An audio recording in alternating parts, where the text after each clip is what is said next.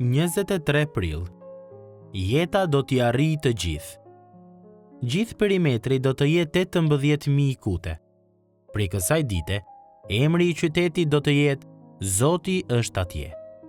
Ezekieli 48:35.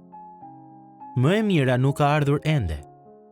Kur Kiri i Persisë erdhi në pushtet në shekullin e 6 para Krishtit, Izraelitët kishin qenë në mërgim për 6 dekada. Menjëherë pas kësaj, mbreti i lejoi disa nga robërit izraelit të ktheheshin në shtëpitë e tyre të mëparshme. Me shumë shpresë dhe pritje, Ezdra dhe Nehemia u kthyen dhe i udhëhoqën njerëzit në rindërtimin e tempullit dhe të mureve të Jerusalemit. Numri të mërguarve të kthyer ishte i vogël, dhe ata u përballën me kundërshtime të konsiderueshme. Ata ishin të suksesshëm në përpjekjet e tyre, por nuk ishin as pak triumfues. Në fakt, kur u hodhën themelet e tempullit, njerëzit më të moshuar dhe më të mençur qanin, nga që e dinin se ai nuk do t'i përmbushte pritshmëritë e mëdha të profetëve. Ezdra 3, 10 deri në 12. Dëshirat e mëdha të atyre që qanin pasqyronin profecinë përfundimtare të Ezekielit, e cila përmbante këtë shpresë të madhe. Një ditë, një tempull i ri do të rindërtohej në një Jerusalem më të madh. Ai do të ishte më madhështor se sa kishte qenë ndonjëherë tempulli i parë. Dhe Perëndia do të banonte në atë strukturë të pamas, nga e cila do të rridhte një lumë që do t'i jepte jetë të përjetshme botës. Shi Ezekieli 40 deri në 48. Izraelitët e dinin se ai që po ndërtonin nuk ishte tempulli për të cilin kishte profetizuar Ezekieli. Nuk i ngjante fare atij.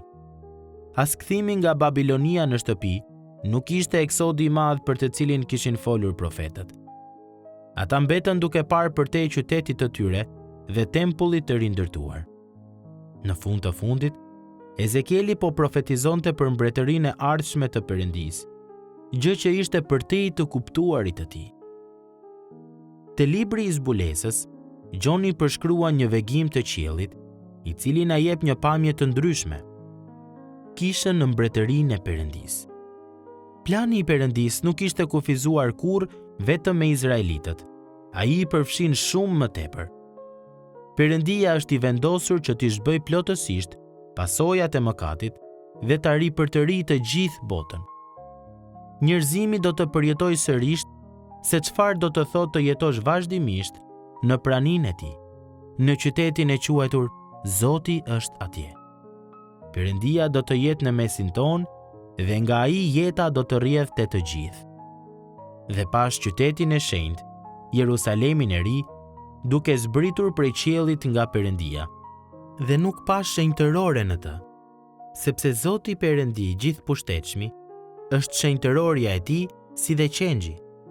Dhe qyteti nuk ka nevojë për diellin dhe as për hënën që të shndrisin mbi të, sepse lavdia e Perëndisë e ndriçon dhe kandili i tij është qengji. Zbulesa 21:2 dhe 22 deri në 23. Ashtu si izraelitët para nesh, edhe ne jetojmë duke shikuar drejt së ardhmes. Ne jepemi drejt së ardhmes, në pritje të kthimit të mbretit dhe të përmbushjes së shpëtimit të tij. Ne do t'i bashkohemi Jezusit në mbretërinë e tij dhe do të përjetojmë gëzimin që vjen nga të qenët me të. Mos u mjafto me atë që të ofron kjo jetë, as mos u dëshpëro nga zhgënjimet e tanishme. Ditët tona më të mira janë përpara nesh, në qytetin e Perëndisë.